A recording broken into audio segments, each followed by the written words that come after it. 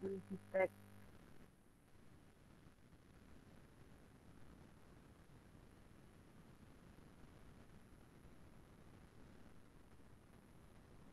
Oke, teman-teman sekalian, ini kita masuk di pertemuan kelima. Kita akan membahas teori dan landasan teori. Jadi kalau minggu kemarin kita sudah belajar tentang masalah. Jadi dalam penelitian apapun, baik kuantitatif maupun kualitatif, kita harus memiliki masalah karena nanti masalah itu yang akan menjadi panduan atau pedoman untuk merumuskan sebuah rumusan masalah. Nah, dari rumusan masalah ini nanti akan diturunkan menjadi fokus atau diturunkan menjadi tujuan penelitian. Saya hanya mengingatkan seperti pertemuan minggu lalu, cara membuat rumusan masalah dan tujuan masalah itu sangat berkaitan sekali karena antara rumusan masalah, tujuan masalah, dan fokus penelitian itu harus konsisten. Tujuan penelitian itu bisa dirumuskan dengan cara mengcopy kemudian mempaste dari rumusan masalah, kemudian kalimat tanya tersebut kita ganti menjadi kalimat aktif atau kalimat pasif dengan menghapus kata tanya dan tanda tanya di belakangnya. Nah, untuk rumusan masalah, tujuan penelitian dan manfaat penelitian itu ada di bab 1. Nah, sekarang kita akan berbicara atau membahas tentang teori atau landasan teori, bisa juga dikatakan kajian pustaka. Nah, ini letaknya ada di bab 2. Nah, dalam memilih teori atau landasan teori itu ada 3 hal yang harus kita perhatikan. Ada 3 hal yang menjadi pedoman dalam pemilihan teori. Yang pertama itu adalah relevansi. Relevansi ini dimaksud teori yang digunakan harus sesuai dengan apa yang hendak diteliti dan ada keterkaitannya. Jadi semisal teman-teman meneliti tentang pelayanan akte kelahiran di kantor Dispenduk Capil, nah maka di sini teori yang relevan untuk penelitian tersebut kita bisa menemukan yaitu teori tentang pelayanan. Jadi jangan sampai ketika kita meneliti mengenai pelayanan akte kelahiran, ternyata teori yang kita gunakan adalah misalkan pembangunan atau pemberdayaan masyarakat. Nah, ini jelas tidak relevan, tidak ada keterkaitannya, tidak ada hubungannya. Kemudian, pedoman pemilihan yang kedua adalah dilihat dari kemutahiran. Apa kemutahiran itu? Kemutahiran di sini teori yang digunakan itu menggunakan sumber pustaka yang terbaru. Jadi, teori yang digunakan itu harus diambil dari buku terbitan terbaru. Jadi, semisal teman-teman nanti pada tahun 2021 akan melakukan penelitian atau menyusun proposal penelitian, teman-teman bisa menghitung mundur 5 sampai 10 tahun ke belakang. Jadi semisal 2021 dikurangi 5 tahun. Berarti buku yang kalian nanti gunakan di dalam bab 2 itu adalah buku terbitan tahun 2021 dikurangi 5. Berarti 2016. Jadi 2016 sampai 2021 atau 2016 ke atas. Jangan sampai ada buku terbitan yang di bawah 2016. Nah, ini berhubungan dengan kemutakhiran. Jadi memang selama ini yang kita temui banyak mahasiswa itu suka copy paste punyanya kakak tingkatnya. Sehingga dia tidak punya buku tapi asal main kopas dan itu lupa dia tidak lihat ada kaidah kemutakhiran. di mana kaidah kemutahiran ini berhubungan dengan tahun terbit terbaru menggunakan sumber pustaka yang terbaru. Nah, pedoman selanjutnya dalam pemilihan landasan teori yaitu di sini ada adekuasi. Apa Bu adekuasi itu? Adekuasi itu adalah kelengkapan. Kelengkapan di sini adalah banyaknya sumber yang dibaca. Jadi berapa banyak sumber yang dibaca supaya apa? Supaya lengkap. Jangan sampai hanya mengambil sepotong-sepotong. Jadi pilihlah, bacalah yang banyak, pilihlah yang banyak, kemudian kalian simpulkan. Nah, 3 pedoman ini harus kalian pegang, yaitu relevansi, kemutahiran, dan adekuasi. Nah, sumber bacaan yang digunakan dalam penyusunan bab 2 di dalam landasan teori itu ada 2 macam, yaitu sumber bacaan umum dan sumber bacaan khusus. Kalau sumber bacaan umum ini adalah teori atau konsep yang biasanya diambil di buku teks atau ensiklopedia, bisa juga monograf.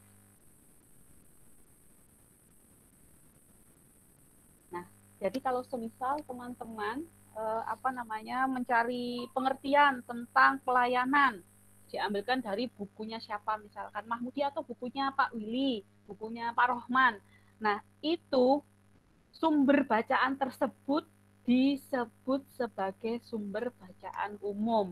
Karena teori atau konsep yang digunakan diambil dari buku. Sedangkan sumber bacaan khusus itu adalah sumber bacaan yang diambil dari hasil penelitian terdahulu.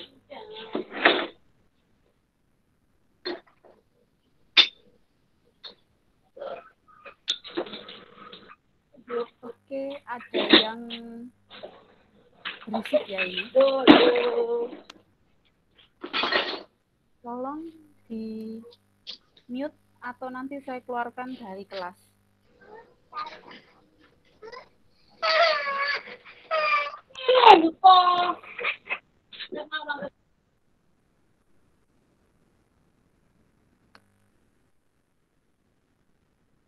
Oke.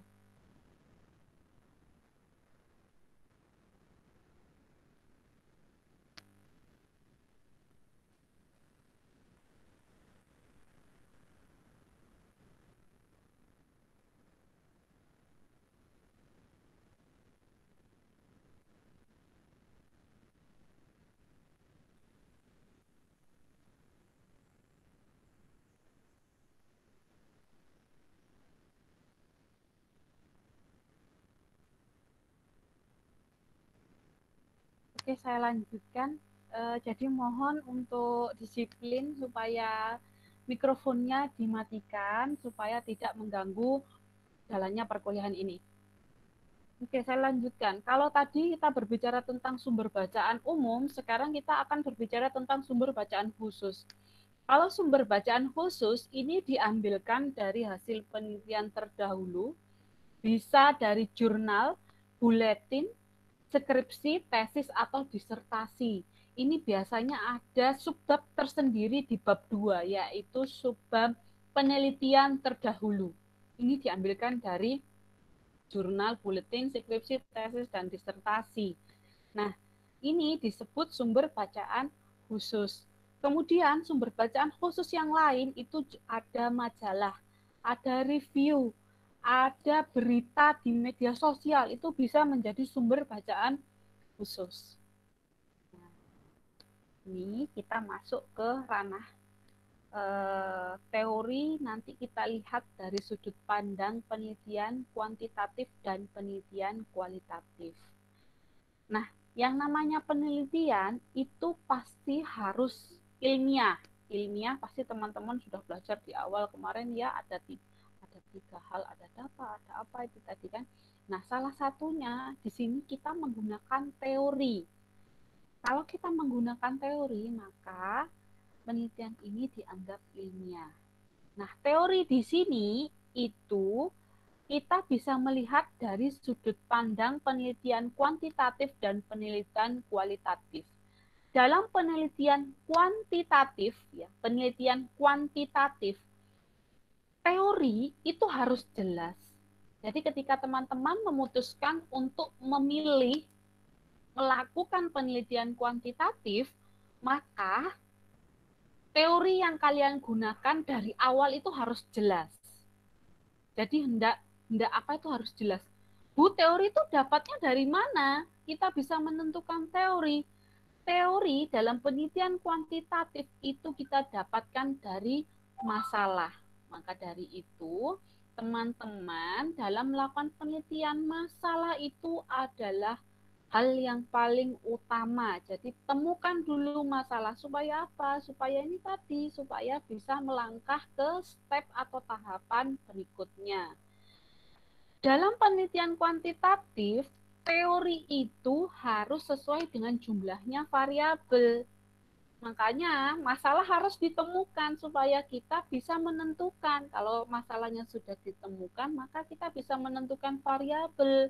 Kalau kita sudah menemukan variabel, maka kita juga bisa mengambil teori apa yang digunakan. Jadi kalau jumlah variabelnya 2, maka teorinya juga harus 2. Nah, kemudian teori di sini itu merupakan dasar dari perumusan hipotesis atau dugaan sementara atau bisa disebut juga jawaban sementara. Teori dalam penelitian kuantitatif itu gunanya untuk memperjelas masalah yang diteliti. Kok bisa gitu? Iya, karena teori di sini itu akan diuji dengan pengumpulan data. Sehingga teori juga digunakan sebagai referensi untuk menyusun instrumen penelitian. Jadi, semisal dalam penelitian kuantitatif, judul yang kita ambil ya, penelitian yang kita ambil semisal pengaruh besaran gaji terhadap kinerja pegawai. Berarti kita bisa tahu di situ ada 2 variabel. Variabel pertama yaitu variabel independen atau variabel bebas adalah besarnya gaji. Berarti teori yang digunakan nanti adalah mengenai gaji atau upah. Variabel terikat atau dependen ada satu, apa itu? Yaitu kinerja pegawai. Berarti teori satunya yang digunakan adalah tentang kinerja pegawai. Itu tadi penjelasan teori dari sudut pandang penelitian kuantitatif. Kalau dalam penelitian kualitatif, nah, kita tahu bahwa dalam penelitian kualitatif itu kemarin pertemuan sebelumnya dalam menentukan masalah, ya kan? Kita balik lagi ke masalah lagi. Dalam menentukan masalah dalam penelitian kualitatif itu 3 hal yang akan terjadi. Masalah itu akan ada 3 hal. Yang pertama, masalah itu akan tetap. Yang kedua, masalah berkembang dan masalahnya berubah total. Ini biasa terjadi di dalam penelitian kualitatif. Kenapa? Karena penelitian kualitatif itu melihat fenomena yang terjadi di lapangan. Apa yang didapatkan oleh peneliti di lapangan itu bisa berubah kapanpun tergantung permasalahan yang ada di lapangan. Sehingga dalam penelitian kualitatif, teori itu mengikuti masalah yang ada di lapangan. Sehingga jumlah teori itu disesuaikan dengan fenomena di lapangan dan sifatnya holistik, menyeluruh. Jadi tidak ada yang namanya grand teori dalam penelitian kualitatif. Kalau semisal ada dosen yang bertanya, kalian menggunakan penelitian kualitatif, habis gitu dosennya tanya, grand teorinya apa? Itu berarti sebenarnya dosen itu yang menanyakan grand teori dalam penelitian kualitatif, mindsetnya beliau itu adalah mindset kuantitatif, bukan mindset kualitatif. Kalau mindsetnya dari penelitian kualitatif, teori itu bersifat holistik, tidak ada grand teori. Sehingga di sini teori itu gunanya untuk memandu peneliti dalam bertanya, mengumpulkan data, juga menganalisis data. Ini tidak mudah. Karena apa? Karena peneliti dalam penelitian kualitatif itu harus banyak membaca. Kenapa? Karena dia turun ke lapangan dan mengira-ngira, oh kita menggunakan teori ini. Berbeda dengan penelitian kuantitatif. Kalau penelitian kuantitatif dari awal sebelum turun ke lapangan, peneliti kuantitatif sudah memegang teori. Kalau variabelnya 2, maka teorinya 2. Berbeda dengan kualitatif. Sehingga di sini dikatakan bahwa teori di sini menjadi teori lensa atau teori perspektif. Dalam penelitian kualitatif, ya, peneliti itu juga bisa menemukan teori, tapi itu sangat panjang ya ininya tahapannya. Biasanya yaitu tadi kita menggunakan banyak teori. Tidak dipungkiri nanti pada suatu masa akan bisa menemukan teori. Oke. Selanjutnya ini tadi fungsi teori dalam penelitian kuantitatif. Yang pertama, untuk memperjelas dan mempertajam ruang lingkup atau konstruksi variabel yang diteliti. Yang kedua, sebagai prediksi dan pemandu untuk menemukan fakta. Ini biasanya digunakan untuk merumuskan hipotesis dan menyusun instrumen penelitian. Instrumen penelitian dalam penelitian kuantitatif itu kita biasanya menggunakan survei atau angket, tapi bisa juga menggunakan interview atau wawancara. Tapi yang sering digunakan adalah angket atau kuesioner. Fungsi teori yang ketiga dalam penelitian kuantitatif itu sebagai kontrol untuk membahas hasil penelitian. Kenapa? Ya karena tadi teori itu berasal dari variabel yang kita tentukan dalam penelitian kuantitatif, maka dia sebagai kontrol, tidak mungkin akan ada variabel yang lain. Nah, dalam penelitian kuantitatif itu di landasan teori itu di bab 2 juga harus ada deskripsi teori. Apa kok deskripsi teori itu? Jadi dia tidak hanya memberikan oh kita gunakan teori ini, tapi diuraikan secara sistematis. Jadi bukan sekedar pendapat para pakar atau penulis buku, tapi juga dihubungkan. Jadi pendapat pakar, hasil-hasil penelitian yang relevan, itu dihubungkan sehingga dikatakan dalam penelitian kuantitatif itu kita wajib membuat kerangka berpikir. Kerangka berpikir ini yang nantinya akan berhubungan dengan perumusan hipotesis. Semuanya makanya nomor tutup ini. Oke, yang berisik saya keluarkan dari meeting.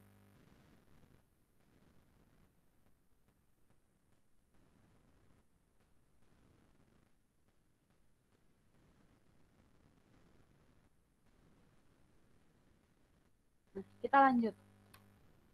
Nah, kalau tadi kita membahas tentang teori dalam penelitian kuantitatif, sekarang kita membahas tentang teori dalam penelitian kualitatif. Seperti yang saya jelaskan tadi bahwa teori dalam penelitian kualitatif itu sifatnya sementara. Kenapa dikatakan sementara? Karena disesuaikan dengan fenomena yang terjadi di lapangan. Sifatnya di sini menemukan teori, bukan menguji teori, dan melihat bagaimana kondisi yang ada, disesuaikan dengan penginderaan yang ada di lapangan. Oke, itu tadi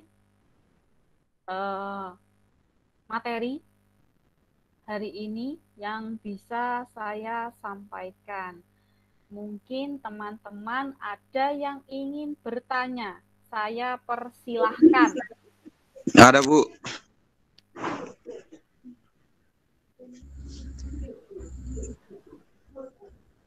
Ada, Bu. Iya, Mas Silver mau tanya? Iya, Bu. Oke, Habis Mas Silverius, nanti Mbak Dominik ya. Iya, Bu. Oke, Mas Silverius dulu. Silakan Mas, mau tanya apa? Ibu saya mau tanya tentang teori ini. Teori Kenapa? ini apakah kita yang buat sendiri dalam suatu penelitian di lapangan ataukah teori yang sudah ada yang kita praktekkan di lapangan, Bu? Itu dalam penelitian apa Mas? Kuantitatif, apakah Kuan- kuan- kualitatif? Kualitatif, Bu. Kualitatif. Jadi Ya, begini. Uh-uh. Gimana?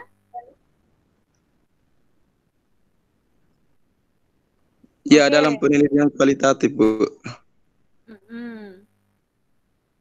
Jadi gini Mas Silverius. Jadi kalau di teori ya, untuk menggunakan teori itu kita melihat dulu permasalahan. Jadi pasti yang harus kita temukan itu yang pertama kali harus kita cari masalah dulu. Masalahnya dicari, bukan kita cari masalah ya, bikin keributan, lempar-lempar batu, bukan. Ketika kita mau melakukan penelitian, temukan dulu masalahnya. Nah, nanti kalau dari masalah itu sudah kita temukan, kita nanti akan bisa digunakan untuk membahas atau menganalisis masalah tersebut. Misalkan saya kasih contoh. Misalkan tentang pemberdayaan masyarakat. Biasanya nih kan pemberdayaan masyarakat itu kita melihat dari partisipasinya. Ternyata di masyarakat itu di desa itu tingkat partisipasinya tinggi. Ya kan? Tingkat partisipasinya tinggi. Nah, tapi kita lihat, tingkat partisipasi tinggi yang aktif itu misalkan kita hubungkan dengan apa ya? Kira-kira kok mereka bisa aktif ya? Saya ingin meneliti, tapi kalau di kota kenapa tingkat partisipasinya rendah? Nah, itu kan kita bisa lihat, berarti kita bisa mengira-kira berarti ini nanti teori yang akan kita gunakan itu bisa pemberdayaan masyarakat dalam pembangunan. Kemudian yang kedua adalah partisipasi. Nah, jadi kita lihat masalahnya apa. Kita bukan membuat sendiri, teori sudah ada kok, tinggal cari di buku kan. Buku partisipasi, buku pemberdayaan banyak. Begitu juga kalau kita akan membahas misalkan masalah pelayanan. Nah, kita bisa membahas dengan apa ya? Dengan teori pelayanan, standar pelayanan. Kita cari undang-undangnya. Seperti itu, Mas Silverius. Iya, Bu. Paham sedikit, Bu. Oh, paham sedikit. Yang banyak kurang pahamnya apa? Sudah, Bu. Oh, sudah. Oke. Ya. Kalau sudah, terima kasih. Silakan. Ya, terima kasih juga, Bu. Di-mute dulu ya mikrofonnya. Sekarang ganti ke Mbak Dominik. Ada apa, Mbak? Apa yang mau ditanyakan? Silahkan. Baik, terima kasih Bu atas waktunya. Yang saya mau tanyakan itu adalah bagaimana cara kita mengetahui apakah instrumen yang kita pakai dalam penelitian itu sudah valid. Instrumen? Oh, kamu jadi berbicara tentang penelitian kuantitatif ya, kalau bicara instrumen yang valid. Atau apa yang mau dibahas? Kuanti apa kuali? Kalau dua-duanya Bu, boleh kah? Boleh. Jadi gini, sebenarnya kalau materi tentang instrumen penelitian itu nanti ada di pertemuan berikutnya. Tapi enggak apa-apa kalau kita mau tahu instrumen yang validnya itu gimana. Kalau dalam penelitian kuantitatif, instrumen dikatakan valid itu nanti ada pengukurannya sendiri. Jadi ada rumusnya. Kalau kuantitatif itu semuanya berhubungan dengan rumus-rumus. Kita mau menentukan sampel itu adalah bagian dari populasi. Jadi nanti misalkan kuesionernya kita bagikan itu ke berapa orang supaya data kita ini dianggap valid. Tingkat kesalahannya itu minim. Itu ada maaf ya. Itu ada rumusnya. Bentar ya Mbak Dominik.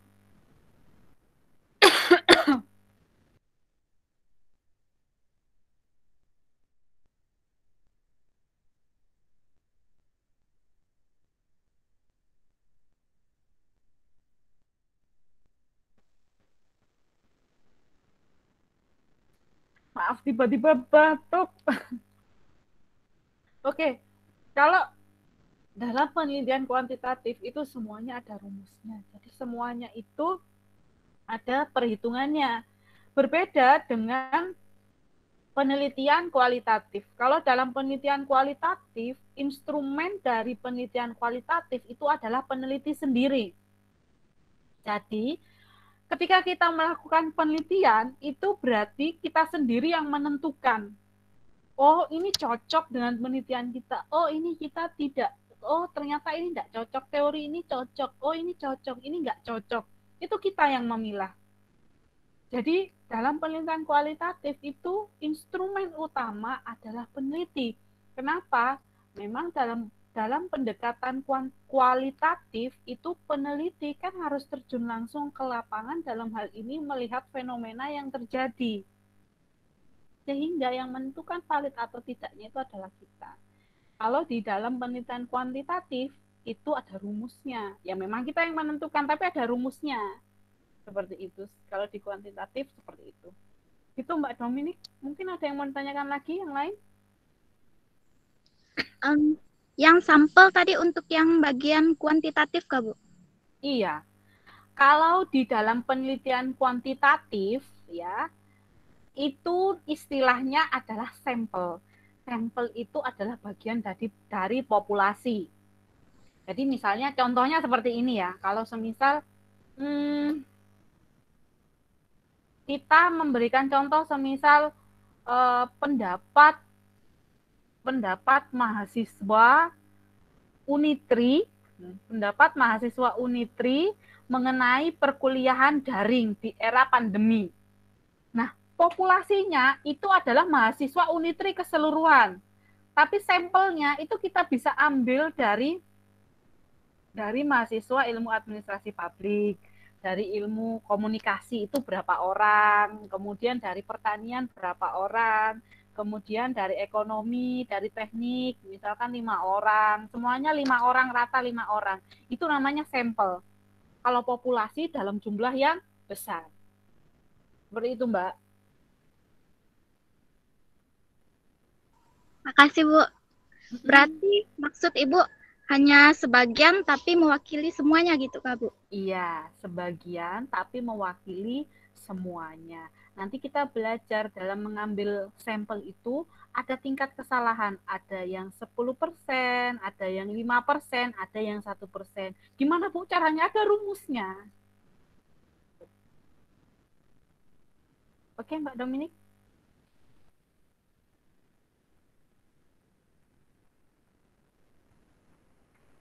Mungkin ada yang lain yang mau bertanya?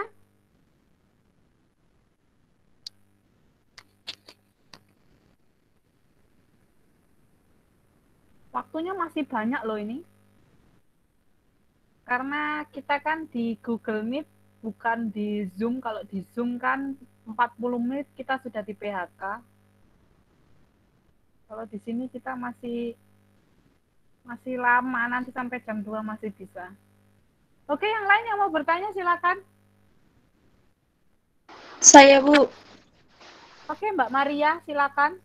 Tanya apa, Mbak? Di penelitian kuantitatif tadi Bu mengatakan teori harus sesuai dengan jumlah variabel. Yang menjadi pertanyaannya Bu, apa yang menjadi keterkaitan antara teori dengan variabel Bu? Ya terkait Mbak, kan variabel. Kamu kamu paham nggak sih tentang variabel itu?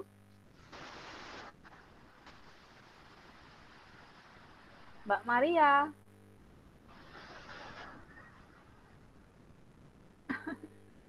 Oke, Mbak Maria. Ya Bu. Kamu paham nggak sih variabel itu apa? Tidak Bu. Jadi variabel itu adalah komponen yang nanti akan kita teliti gitu loh.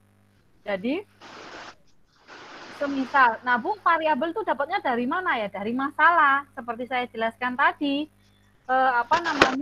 seperti kita ingin meneliti tentang pengaruh gaji yang diterima terhadap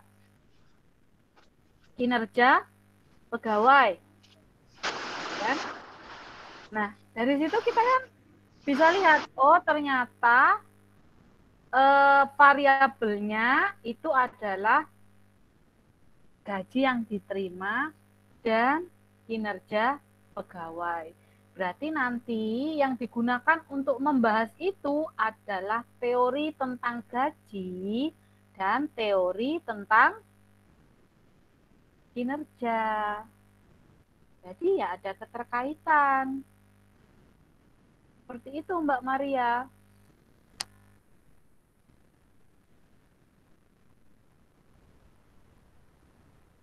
Mbak Maria. Terima Sinyal kasih, ya? Hilang. Bu. Oke. Ya, Bu. Sama-sama. Mungkin yang lain yang mau bertanya silakan.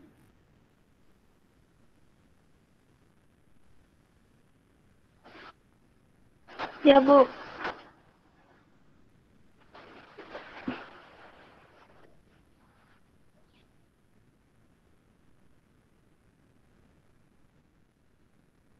Yang lain yang mau bertanya silakan.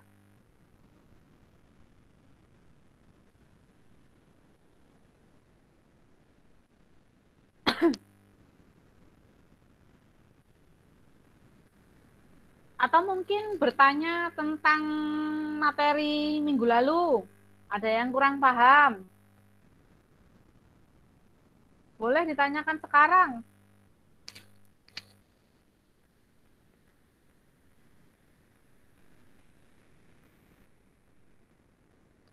Udah nih, nggak ada yang mau ditanyain. Nggak ada. Ya udah, kalau nggak ada yang ditanyain, kita sesi foto yuk. Videonya dihidupin.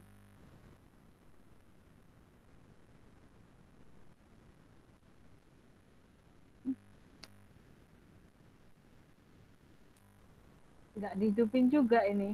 Kalau nggak ada yang dihidupin, ya yang ada aja. Jangan-jangan yang lainnya tidur.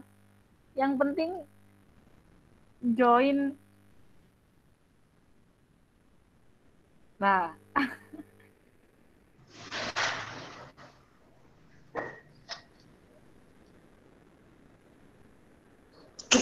HP juga ini. HP. Bikin rusak teman.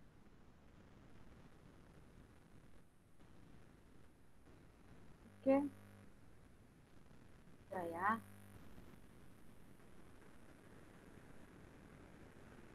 Oke, sudah pose tercantik dan terganteng ini? Oke, saya hitung sampai hitungan ketiga. Nanti saya bilang senyum, 1, 2, 3, senyum. Kalian senyum ya. Oke, ini ada 21. 1, 2, 3, 4, 5. Oke, sudah keluar semua. Oke, 1, 2, 3, senyum. Saya share dulu di grup.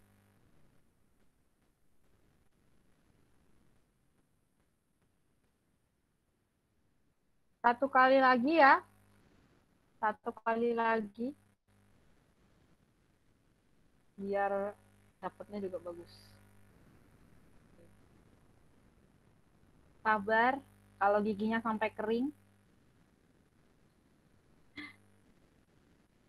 1, 2, 3, senyum.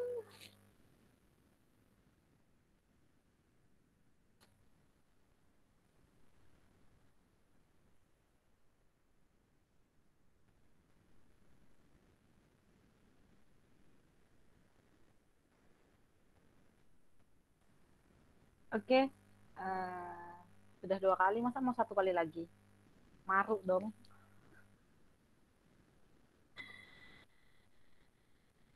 Oke, 1 kali lagi ya. Itu sudah pasang posenya itu loh, udah kayak cover boy dan cover girl tapi majalah Flora dan Fauna. Udah senyum semuanya kelihatan dari sini. Oke. Satu kali lagi ya. 1, 2, 3. Senyum.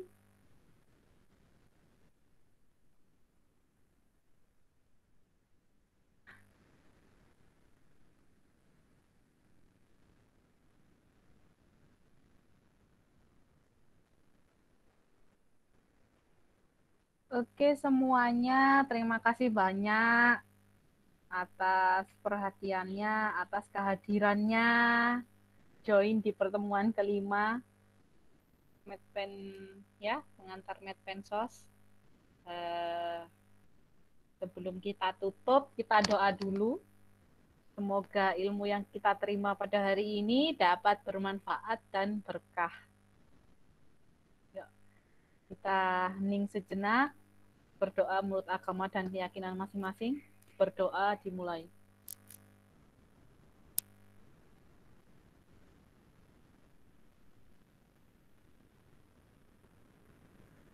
Berdoa selesai.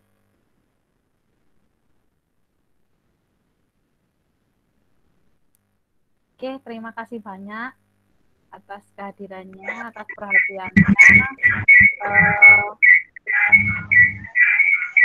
Tetap jaga kesehatan. Salam untuk keluarga. Dan selamat siang. Absennya di mana, Bu?